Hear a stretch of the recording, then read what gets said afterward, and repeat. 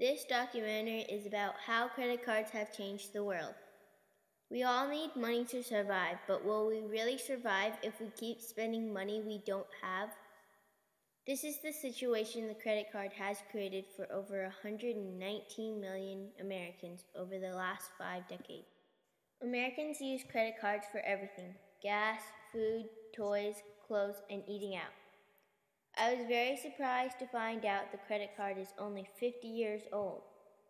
The more research I conducted, the more I realized this little plastic card has created a lot of really big problems.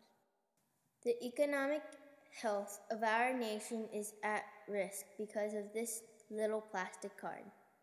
The credit card was not invented by a big bank or mega corporation. It was invented by 3 good friends, Frank McDormand, Alfred Bloomingdale, and Ralph Snyder. At the end of the nice meal, McDormand realized he had forgotten his wallet. He came up with the idea of a card that could be used to pay for dinners and meals at a restaurant, and then paid off at the end of the month.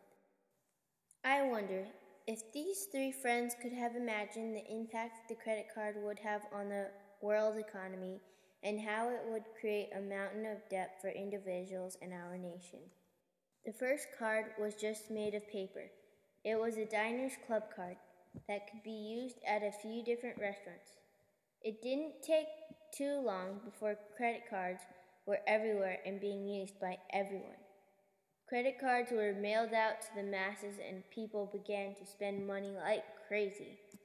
The credit card isn't all bad.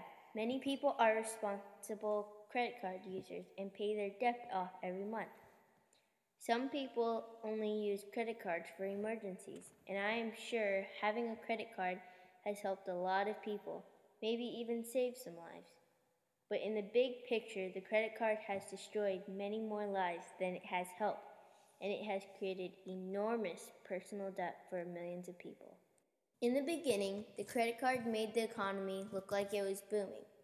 People are out there spending money, buying goods and products, and helping money circulate. But it's not real money, just a promise of money, and that is what creates the problem.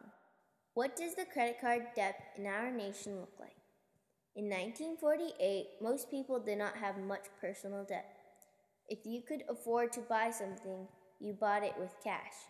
Some people had home mortgages, but not many, and as a general rule, people didn't have a lot of things they didn't need. Today, our personal credit card debt is already at $2.2 trillion. I don't even know what that number means. It does have 12 zeros, though, and that scares me. Will I have to pay that money back in some way? You bet. Me, my children, my grandchildren, and their grandchildren will be paying back debt for many decades to come. Even though it's not my debt, it affects our whole economy, and for those that cannot pay, it gets passed on to everyone. The average family has between $10,000 and $15,000 in credit card debt. 15% of households have at least 10 credit cards. Almost 5% of those people have defaulted on their payments. These statistics were published before the economic crisis in 2009. 40% of cardholders between the ages of 18 and 24 only make the minimum payment every month and have interest and penalties accumulating at an alarming rate. 70% of young adults with a credit card had no idea what their interest rate was. With the average interest rate at least 20% on a credit card, this is very alarming. Penalty and fees from credit cards added up to $20.5 billion in 2009. Our national debt is at $14.5 trillion. That makes our personal debt at 1/8 of the national debt. We just can't go on like this without some sort of big consequence. Aside from the debt, I realized in my research that access to whatever we want, whenever we want, brought on by easy credit has created other problems. The bulk of credit card purchases, about 60% are retail purchases for items such as clothes, toys, TVs, electronic games, etc. These are non-essential items for most of us. Have you ever read Little House on the Prairie? They had so little. They each had one dress. They farmed the land, grew their own food, made everything by hand, and had little waste. They never had money, let alone credit cards. They lived and worked and used what they needed.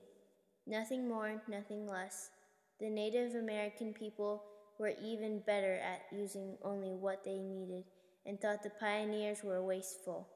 What would they think now? In the book Material World, the author Peter Menzel traveled the world and convinced people to take all their possessions and put them outside of their homes. The contrast between a home that most likely does not have a credit card and a home in America where getting credit is fairly easy is shocking. People in Nepal have a few plates, a few pots, and a few items of clothing and tools. People in America, by comparison, have multiple TVs, multiple cars, a closet full of toys and clothes, and many non-essentials. Some people's stuff took up a whole block outside their house. Now, I am not saying that stuff is bad or you shouldn't enjoy stuff you can afford, but what about the millions of households that can't really afford the essentials? And really, do we need all that stuff? Not only is personal debt from credit cards overwhelming, the waste that is generated due to easy access to whatever our heart desires is generating colossal waste in our society. Perhaps credit cards are not fully to blame for the amount of waste we generate, but we do throw away hordes of unwanted items every year due to the disposal nature of our society, one fueled by easy access to credit. Even though credit card debt is personal debt, when a person is unable to pay or goes into bankruptcy, then the debt is transferred to the general population and takes a toll on our economy. That takes a toll on all of us. People with credit card debt, remember, that are 119 million out there, often end up spending the cash they have to pay penalties and interest on credit, which leaves them with less real money to buy things they need, like food. I think the invention of the credit card was a great idea that has actually changed our world in some very negative ways in a short 50 years. The debt we have incurred has created a house of cards effect where there is no real support. It puts our economy at great risk. Take out a few cards, and economic collapse might happen. Maybe a collapse of our economic system will recreate a world where we understand our core values better and get back to basics. Next time you go to use a credit card, think about your purchase. Do you need it or just want it? Stop if you don't need it, and put that money back in your pocket for more important things like education, housing, and bigger dreams. Break free of the credit card debt and be happier. It'll be worth it. Thank you for watching my documentary.